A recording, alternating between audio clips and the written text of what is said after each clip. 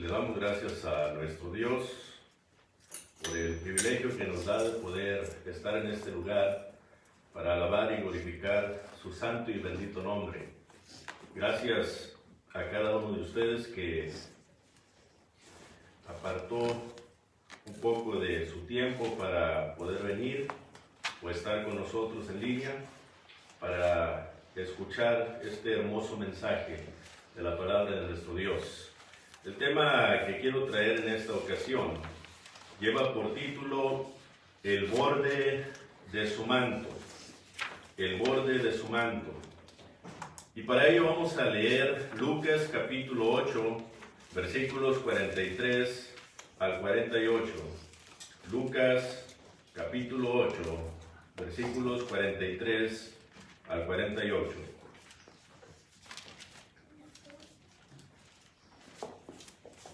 Pero una mujer que padecía de flujo de sangre desde hacía 12 años y que había gastado en médicos todo cuanto tenía y por ninguno había podido ser curada, se le acercó por detrás y tocó el borde de su manto.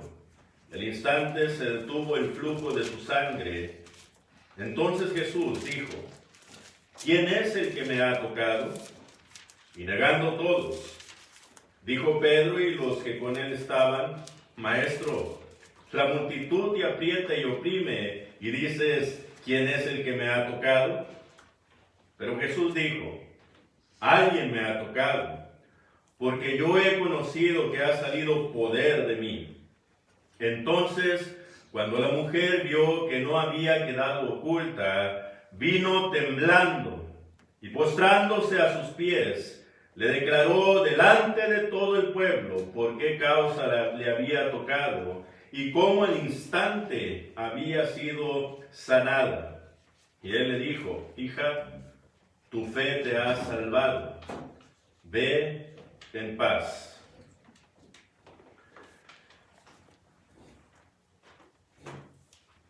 Cuando Jesús estaba en la ciudad de Gadara, había cruzado el mar de Galilea, de Capernaum hacia Gadara, al otro extremo.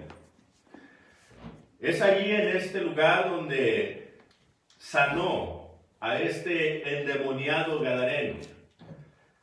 Y ustedes recuerdan la historia de cómo es que Jesús mandó a esta legión de demonios a que entrara en los cerdos. Y estos fueron y se lanzaron por un despeñadero y se ahogaron todos. Cuando la gente escuchó de este tremendo evento, temieron a Jesús y le dijeron que se fuera por favor de sus entornos.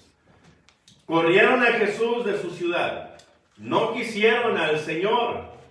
Este se sube a la barca y regresa al otro extremo del mar de Galilea, a su ciudad, la ciudad donde se encontraba la casa de Pedro, y fue y posó allí.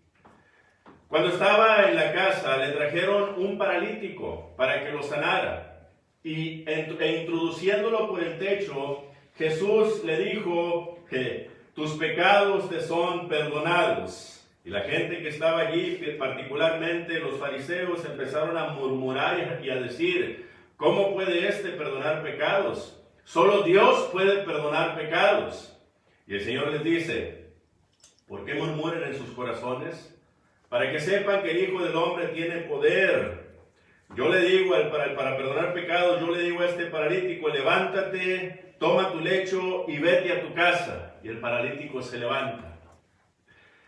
Después de este incidente, vemos cómo es que un hombre principal de la sinagoga llamado Jairo viene a buscar a Jesús. Y la razón por la que éste quería buscar a Jesús era porque su hija de 12 años estaba muy enferma a muerte. Y Jairo estaba desesperado por ello. Y viene y busca al Señor y le dice: Señor, por favor, ven a mi casa para que sanes a mi hija. Y es en este periodo, hermanos, en este transcurso en el que el Señor estaba siendo seguido no solamente por Jairo, sino por mucha gente, por una gran multitud de personas. Y todos lo apretaban. Todos, hermanos, estaban siguiendo al Señor porque estaban desesperados. Unos estaban desesperados y otros estaban agradecidos por lo que el Señor había hecho con ellos.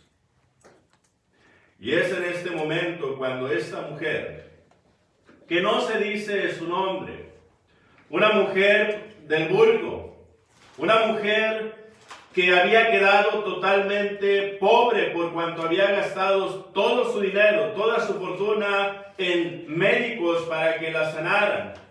Una mujer, hermanos, que nadie, absolutamente nadie, notaba. Es como cuando uno llega a una ciudad y empieza a mirar los grandes edificios, las hermosas luces, y uno está enfocado en estas preciosas luces y edificios que hay. Pero el problema con nosotros como seres humanos es que nosotros no podemos mirar el corazón de las personas.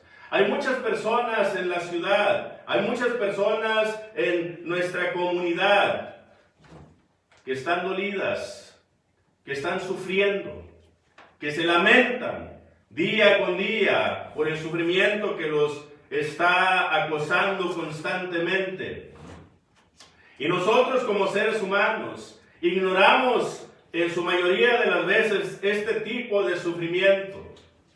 Y la gente no viene a nosotros, ¿por qué? Bueno, porque ellos saben que nosotros no tenemos el poder probablemente de sanar o de aliviar cualquier sufrimiento que estos tengan. Pero estas personas, cuando Jesús se presentaba, el sufrimiento salía a relucir. El dolor del corazón brotaba, hermanos, y salía hacia las afueras, porque sabían que Jesús sí tenía el poder y la autoridad para sanarlos y para curar sus enfermedades y sus dolencias de espíritu. Y es allí cuando esta mujer, sabiendo esto y teniendo confianza por lo que había escuchado ya de Jesús, ella había escuchado cómo Jesús había sanado a un paralítico, había sacado una legión de demonios del endemoniado gadareno, había levantado, hermanos, muertos. Esta mujer se le avisó, se le anunció toda esta realidad de nuestro Señor Jesucristo.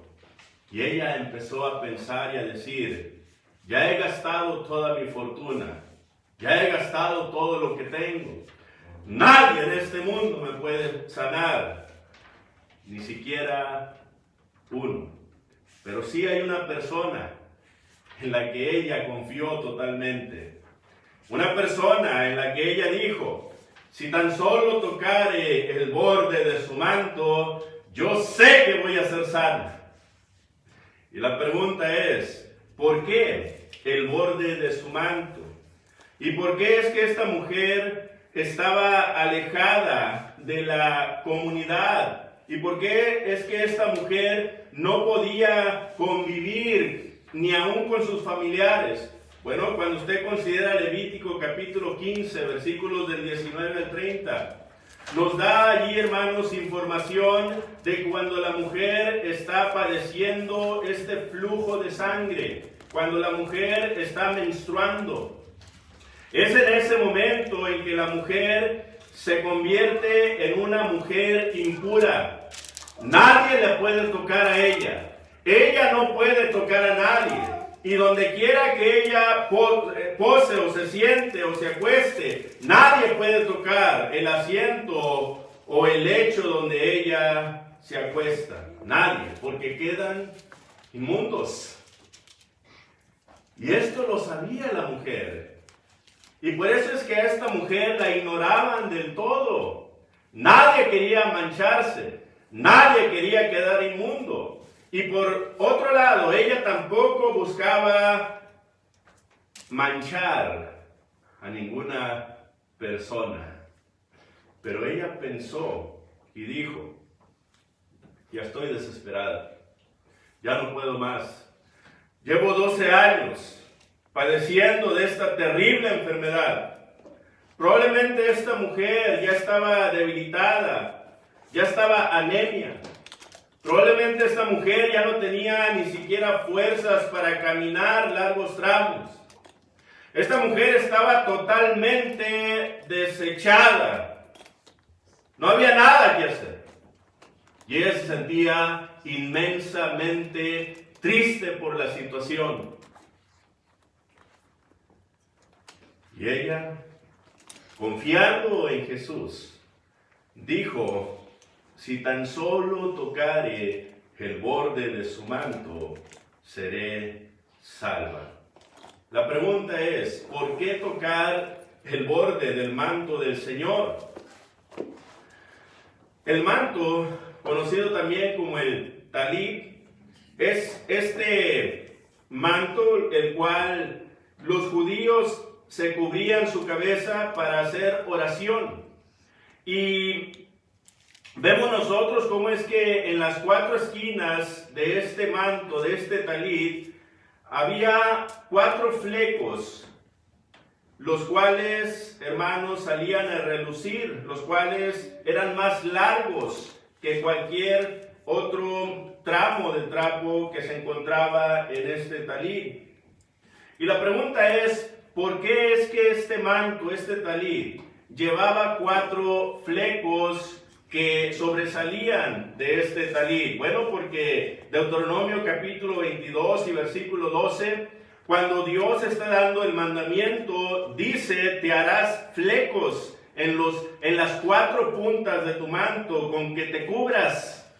Y vemos nosotros, hermanos, también cómo es que este mandamiento viene a elaborarse un poco más en Números capítulo 15, versículos 37 al 39, donde la palabra de Dios nos dice, y Jehová habló a Moisés diciendo, habla a los hijos de Israel y diles que se hagan franjas en los bordes de sus vestidos por sus generaciones, y pongan en cada franja de los bordes un cordón azul, y os servirá de franja, para que cuando lo veáis, os acordéis de todos los mandamientos de Jehová, para ponerlos por obra. Esa es la razón por la que los judíos, aún hasta en los tiempos de hoy, usan estos talits con 4 franjas o 4 flecos, los cuales vienen a recordarles a ellos los mandamientos de Jehová para ponerlos en práctica. Estos flecos en hebreo se llaman tzitzits, y los 5 nudos representan la Torá. Estos 5 nudos que llevan los tzitzits representan la Torá, esto es, los primeros 5 libros de la Biblia que contienen la ley de Moisés. Más adelante, los 4 envoltorios representan numerológicamente el Shema. El Shema, hermanos, se encuentra en Deuteronomio capítulo 6 y versículos del 4 al 9, pero aquí en particular en el versículo 4 es Ejad, el Señor es uno. Yahweh Ejad, el Señor es uno. Esta es la palabra hebrea, Yahweh Ejad, que quiere decir el Señor es uno. Y el Shema es la oración que los judíos realizan en la mañana y antes de acostarse. Y lo usan llevando encima este talit o este manto, el cual este mandamiento lo adquirieron de los pasajes ya mencionados. Entonces, es probable que nuestro Señor Jesucristo también llevaba en el manto estos cuatro bordes, hermanos. estos 4 flecos que sobresalían del manto. Pero algo más interesante todavía en cuanto a estos envoltorios es la numerología. Cuando se cuentan estos envoltorios, vienen a estimar, hermanos, Yahweh y Ejad. Esto es, Yahweh es 1. Y esto es algo, hermanos, que no se dio a propósito, sino que ellos lo hicieron con el propósito de tener en mente el pasaje ya mencionado de Deuteronomio. Más adelante vemos nosotros que estos flecos o estos bordes, hermanos, son hechos de 8 hilos y lleva cada uno 5 nudos, los cuales vienen el total de estos es el número 13. También, por otro lado, la palabra tzitzit del hebreo, su numerología viene a ser un total de 600. Con esto queremos decir, hermanos, y eso es lo que los judíos enseñan, que hay 613 mandamientos en la Torá, en los primeros 5 libros de la Biblia, 613 mandamientos, y por eso es que estos flecos es lo que representan la ley de Moisés, la Torá. 365 de estos mandamientos es sobre cosas que no puedes hacer, cosas que están en contra de la palabra de Dios, y 248 sobre cosas que sí puedes hacer. Y el hilo azul, aquel hilo azul que corre por el medio, se llama el tequelet. El hilo azul representa las tablas de piedra sobre las cuales el dedo de Dios escribió los 10 mandamientos. Entonces, teniendo toda esta información en mente, si el Señor Jesucristo guardó estos mandamientos, que en lo particular creo que sí los guardó, el Señor Jesús en su manto llevaba, hermanos, estas franjas, estos bordes que sobresalían del manto. Y la pregunta sigue siendo, bueno, ¿por qué esta mujer quiso tocar estos bordes? Dice ella, si tan solo tocare el borde de su manto, seré salva. ¿De dónde agarró ella esta idea? Bueno, si era una mujer judía, sabemos que los judíos desde niños se les enseñaba por medio de los padres la ley de Jehová, el Torá. Y se les enseñaba, hermanos, lo que es la ley que es el Antiguo Testamento. Y ella probablemente conocía el pasaje de Malaquías capítulo 4 y versículo 2.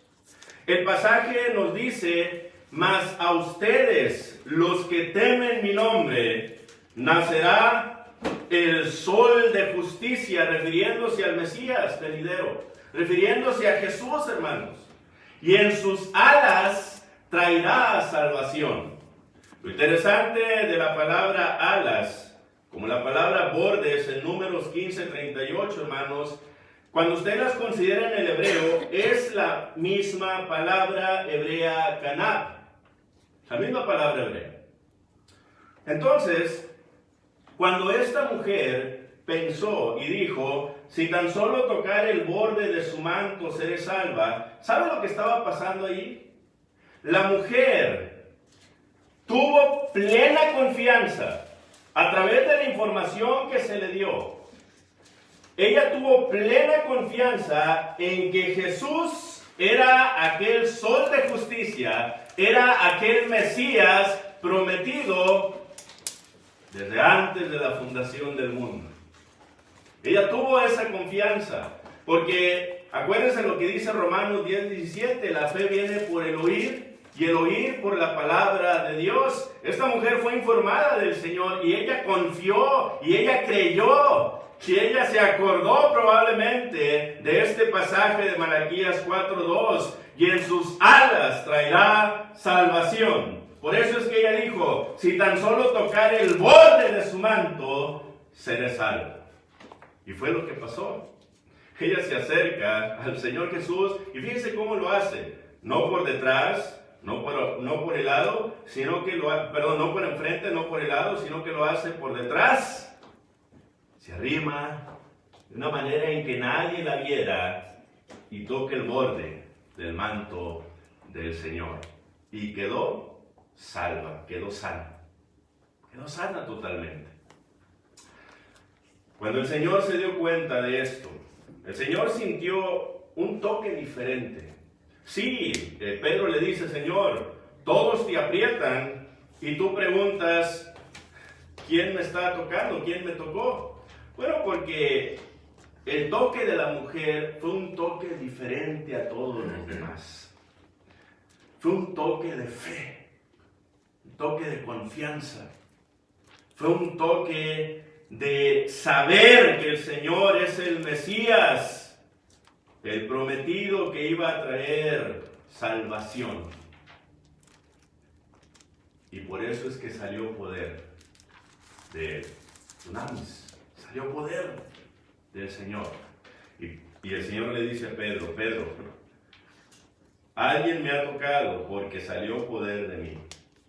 ¿Ve? El toque de la mujer fue diferente. No era el mismo que todos los demás. Porque fue un toque de fe. Y por eso es que esta mujer fue sana. Ahora, después de que fue sana, vemos nosotros en el versículo 47, entonces cuando la mujer vio que no había quedado oculta, es decir, ya no se podía ocultar más, ¿verdad? Vino temblando, hermanos. Imagínense, 12 años padeciendo de flujo de sangre. Toca el borde del Señor y es sanada al instante. Y ella todavía estaba temblando y sí estaba temerosa, porque sí confió en que él era el Mesías, pero después de que fue sanada, hermanos, ella tembló, porque ella decía: verdaderamente este es, probablemente pensaba esto en su mente, verdaderamente este es el Hijo de Dios. Temblando viene al Señor. Y fíjense lo que le dice ahí en el versículo 47. Y postrándose a sus pies. Esto es, hermanos, ella viene a adorar al Señor. Lo viene a adorar. Le declaró delante de todo el pueblo por qué causa le había tocado y cómo al instante había sido sanada. Cuando una persona realmente recibe la sanidad de su alma, la salvación de su alma, esta persona no lo puede callar. No lo puede callar. Esta persona es una persona que, porque siente esa gratitud inmensa en su ser, de aquel peso tan inmenso que el Señor le quitó de encima, esta persona no se puede quedar callada, sino que, como esta mujer, lo empieza a declarar ante todo el pueblo: el Señor me sanó. Nosotros, como hijos de Dios, cuando fuimos bautizados y nos convertimos al Señor, y nuestro pecado fue quitado de nosotros y fuimos limpiados totalmente, es allí, hermanos, cuando nosotros tenemos que clamar y dar testimonio de lo que el Señor hizo por nosotros. Dar testimonio del Señor, de lo que Él ha hecho, de la vida, muerte, sepultura, resurrección y la segunda venida. Hermanos, no podemos nosotros callar. No debemos de callar. Porque el que calla es porque no ha sido sanado todavía, porque no ha sido curado, porque no ha valorado probablemente lo que Dios ha hecho en su vida. Por eso calla. No clama el Evangelio, porque realmente no ha sido transformado en su interior. Por eso no clama. La pregunta es la siguiente: ¿qué tan agradecidos estamos nosotros con Dios? ¿Cuánto de nuestro pecado, cuánto de nuestra maldad, cuánto de nuestra oscuridad que había en nuestro corazón quitó el Señor de nosotros? Y la respuesta es, Él la quita toda. Pero la pregunta es la siguiente, la única manera, y la respuesta es esta, la única manera en la que tú realmente sabes si tú permitiste que toda esa oscuridad, esas tinieblas, ese pecado se alejara de ti, es si clamas realmente lo que Dios hizo por ti. Pero si no clamas, esto quiere decir que tú todavía mantienes tu pecado en tu corazón. Tu mancha sigue en tu ser. Tu mancha sigue allí. Hermanos, esta mujer estaba totalmente agradecida que no podía callar más. Y él en el versículo 48 le dice, hija. Es la única mujer a la que el Señor Jesús le llamó hija. Hija, tu fe te ha salvado. Hija, le dice. Esto nos dice, hermanos, que si el Señor tenía 30 años, esto nos dice que esta era una mujer no muy grande. Esta era una mujer probablemente en sus 20s, una mujer joven.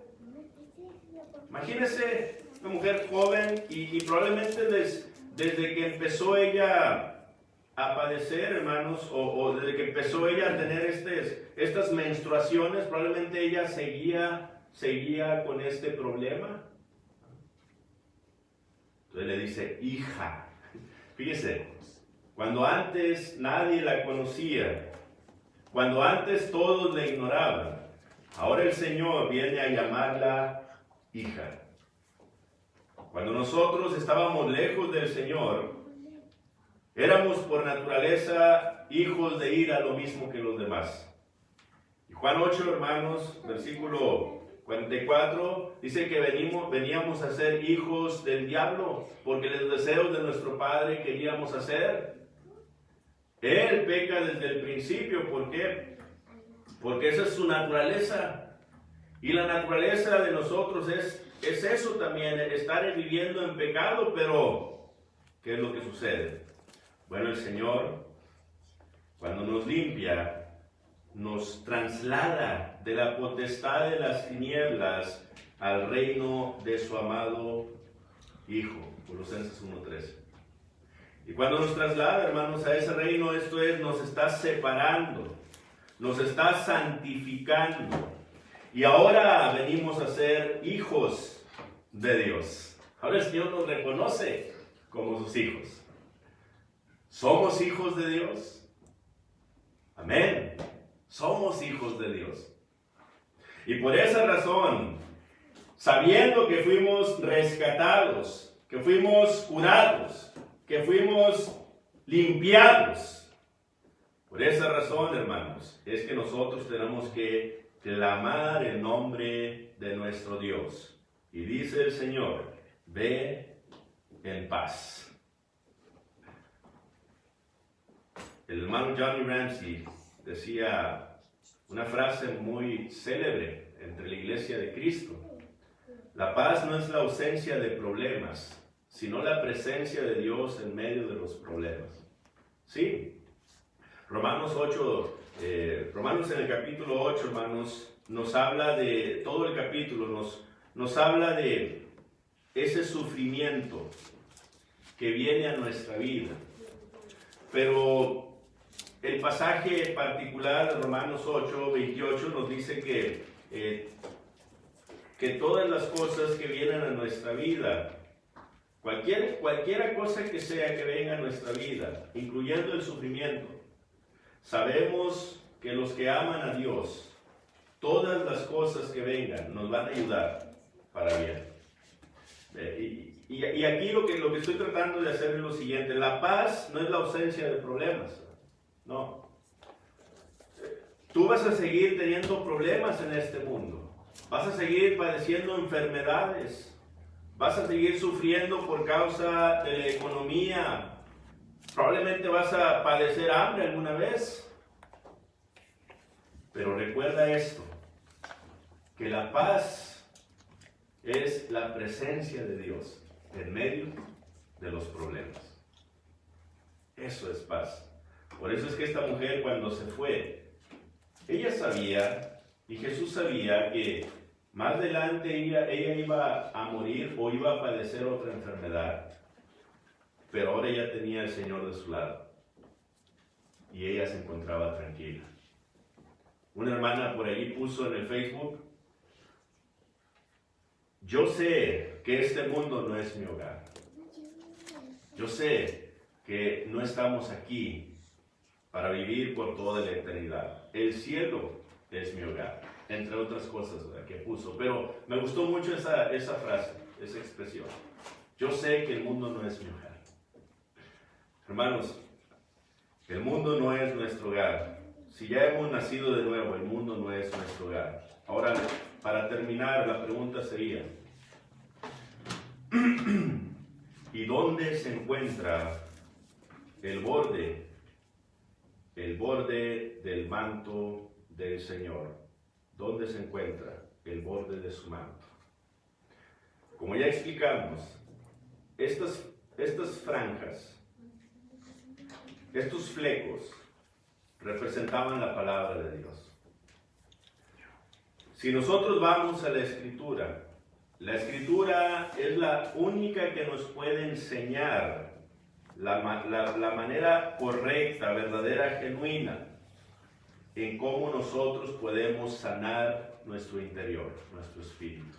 Solamente la palabra nos puede ayudar, nadie más. Entonces nosotros tenemos que ir a la palabra de Dios para poder ser sanados. Pero tú, amigo, dice 1 de Pedro capítulo 2 y versículo 2, tienes que desear como niño recién nacido la leche espiritual, no adulterada, para que por ella crezcas para salvación. Empieza buscando, pero no va a haber búsqueda hasta que haya un deseo. Tiene que haber deseo y tiene que haber determinación y tiene que haber disciplina. El deseo que nace en tu corazón, la determinación de ir a hacerlo, pero también tienes que guardar disciplina para poder continuar en el proceso hasta que mueras o hasta que el Señor venga. ¿Quieres tú tocar el borde del manto del Señor? Es una pregunta que solamente tú te puedes responder. Nunca te sueltes de su borde. Hermanos, el día que yo muera, me he puesto a pensar, y a veces pienso y digo, cuando yo muera, me gustaría correr y abrazar y recostar mi cabeza sobre el pecho de nuestro Señor Jesucristo. Pero después pienso y digo, pero yo no soy digno de eso. Me conformo con tocar siquiera el borde de su manto.